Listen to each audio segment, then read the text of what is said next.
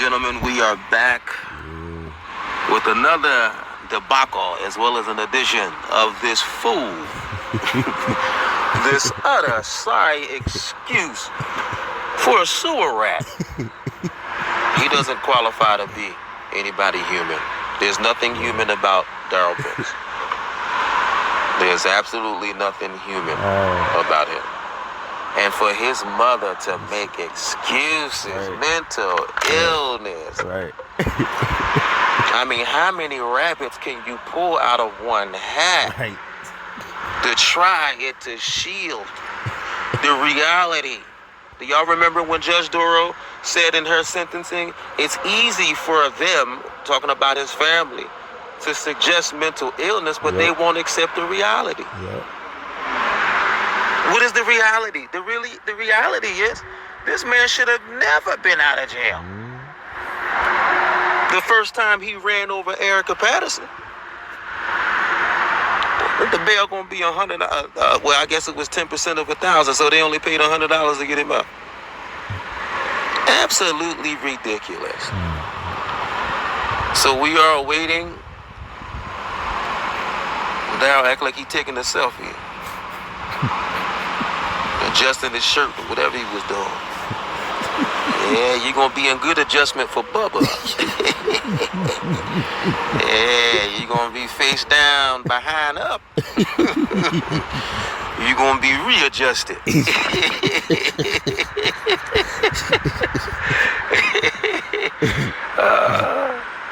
Oh, my.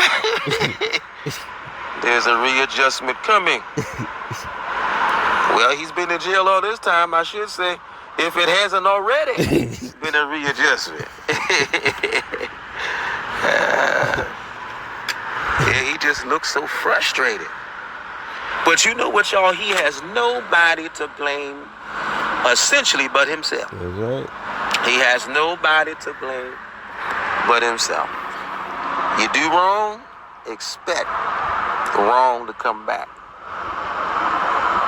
All right, so this is no excuse. Of course, he's trying to play the victim in this, which is virtually impossible. I told y'all in the previous video, I don't know how anyone can kill 6 people and then try to play victim all at the same time. I don't get it. Exactly. I don't get it. You know, some people were saying that Darrell Brooks got away with a lot of stuff, which apparently he did. They said he talked his way out of a lot of things. But see, when you in court, it's more than talk. You got to bring the evidence behind what you're saying. Come on now, you can't just be alleging or asserting things. Yes. Where's your offer of proof? Yes. And that's what he failed to do this entire trial. This entire trial. And so I think it was a mistake for him to represent himself. He's a neophyte. He's a neophyte. Somebody that don't know what he's doing, don't know what he's saying. Don't even know how to watch this, don't know how to make a proper motion before the court. In the light of his so-called evidence. And by the way, I wonder what that evidence was anyway. Or was that collusion? Was him and his mother colluding? Come on, y'all ain't saying nothing. All right, we're awaiting the judge. I don't know where she is. She somewhere? Let's see here. Y'all hold on, let me see if I can get Judge Darrell on here. All right, so let me move on to this one because I think that was the other clip that I had did before. But I want to comment on this one. Now, this one this is good. Y'all got to check this out. Advise the Sheriff's Department to let Mr. Brooks know, to ask him on my behalf if he wanted to come back into this courtroom. My understanding is he declined. No, that is not accurate, Your Honor. Mr. Brooks? The reason... Mr. Brooks? I was just wanting... Hold on, I'm going to mute you for a second unless you stop and listen to me. By the way, don't y'all just love the mute button? Oh my God, and that's why I wanted her to keep him over there so that way she can have control to shut him up, because I got tired of him constantly interrupting. He can get to talk for almost 50 minutes. Right. And then soon as Sue Opera she can't even get words out of her mouth. He right there interrupt. And so I can appreciate that infamous mute button. I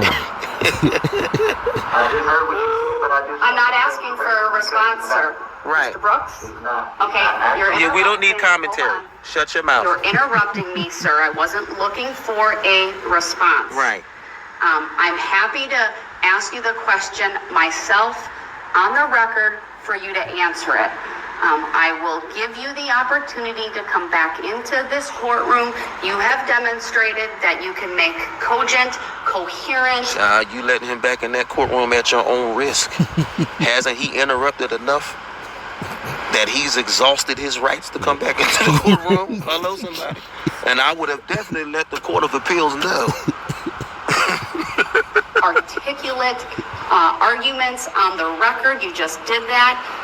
You've been respectful for the time being. I will ask you, sir, do you want to come back into this courtroom? You've been unmuted to answer that question. Not until I can receive medical treatment No. for the bruise that I have on my arm and the cut. You That's a lie. just said a while ago on the record that you cannot see blood. That's because I wiped it on my pants. And you can still see the blood in the cut. And Oh, please, excuses. If you were a real man, why would you worry about a little cut? See? A real man, a real tough guy Right. would worry about a little cut. Right. What is he, a little girl? That stuff little girls do. But if you a man, why are you... Now, wait a minute. Now, wait, whoa. If he can't handle a cut, then how is he gonna handle Bubba?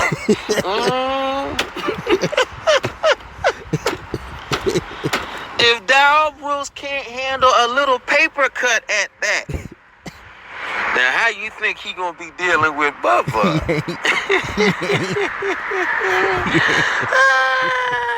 Please. bruise right here on my arm. I was told that the nurse would be coming in to see me. All these excuses. And then I was told, no, she's going to come at the next recess, Oh, which we just took it. I know it was technical difficulties why you called the recess, but that was more than enough time. Oh, you're a little girl. You're being a little girl. Shut up. A little cut. Get it bandaged, at least at minimum that. And for somebody to look at this Playing book, over a little cut. that was my position on why I was not yet ready You're supposed to be a come man. back into the court, because I feel like this needs to be addressed. Please. All right, Mr. Brooks, I understand your request. I'm denying the request Thank to you. take an adjournment, or I'm sorry, to take a break at this time.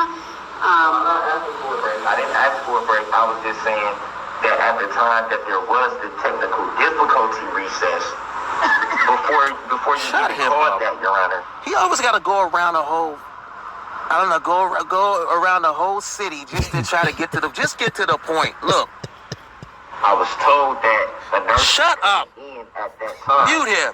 But then when you called the recess for the technical difficulty, I was then told that I would have Whatever. to wait until another recess to be able to be seen by the nurse. Lies. Which my thing was, I Mr. wanted Brooks, to you get made seen your by the record, nurse. okay? I don't need you to go further with Yes, we don't need a whole. Yes, we do not need a whole essay. We don't want an essay like your criminal history. Jesus, when Sue Apple was reading that, I said, "Oh my God." I got rebuked on there. I told y'all, somebody told me, don't use the Lord's name in vain. But look, it was an essay of criminal history. Made your record. I'm going to mute you for the time being. Yes, I want mute you him. to be aware, sir. I was advised regarding the cut. You see how Bruce's frustrated new he looked? information. I made a determination that you would be seen at the next appropriate break. From my perspective, a small cut and a bruise is not little going to paper. hold up the start of bringing the jurors in and advising them of the preliminary jury instructions. If that means the next break we take is for lunch, and that's when you are seen, then that's what will happen. Exactly. Why would a little paper cut hold up a trial? You mean to tell me he think they going to do an adjournment? Over a paper cut? Nah.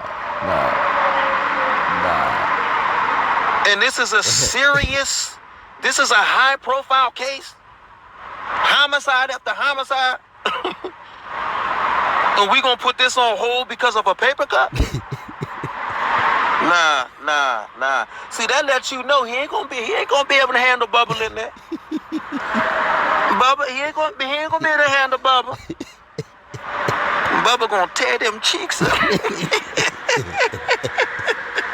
So, I don't think I've overlooked anything, Attorney Opper, but anything you had on your list? Nothing else on my list, but I want to give Mr. Brooks one more opportunity to change out of his orange jail uniform. Excuse me.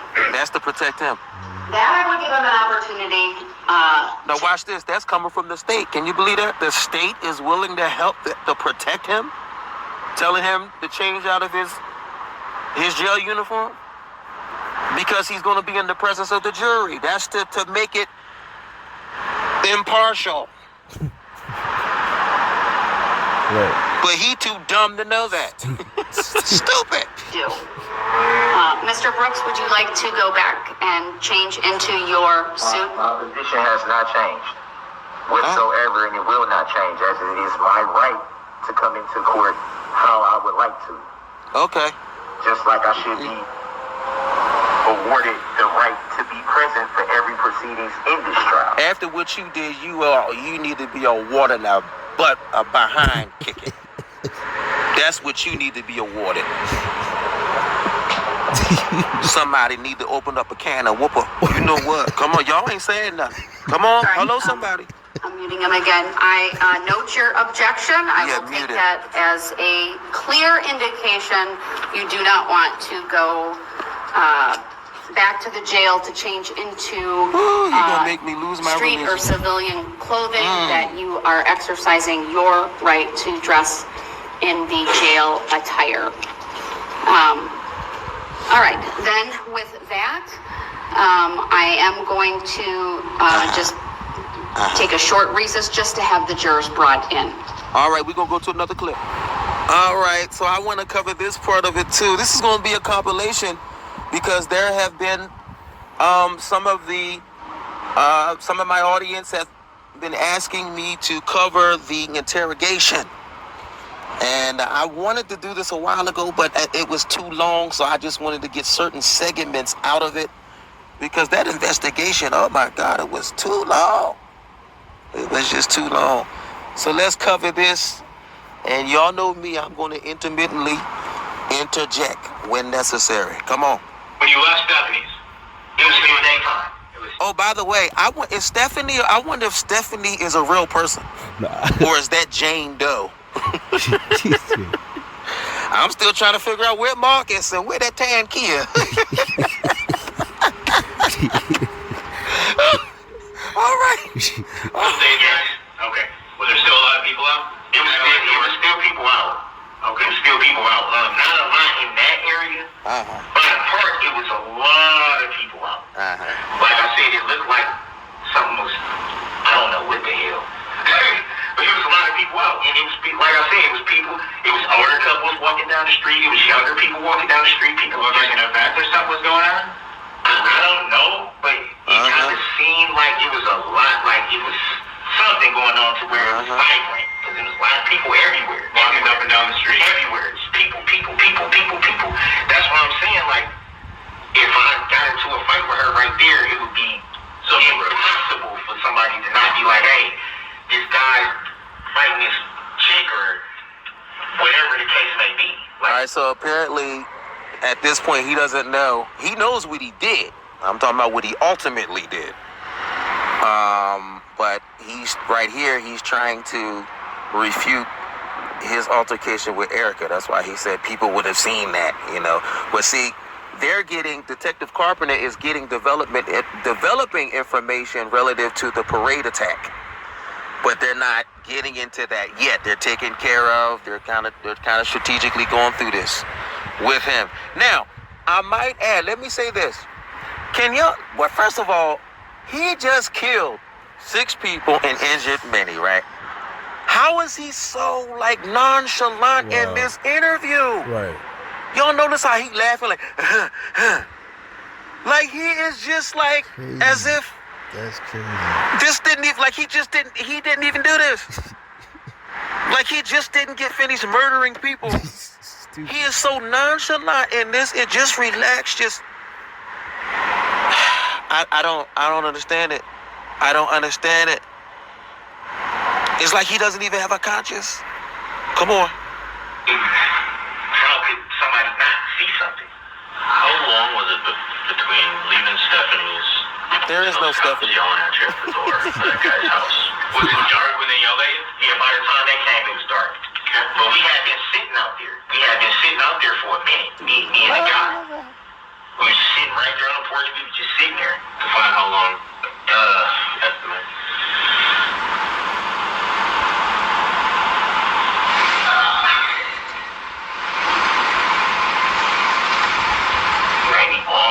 Maybe 20, 30 minutes, maybe. It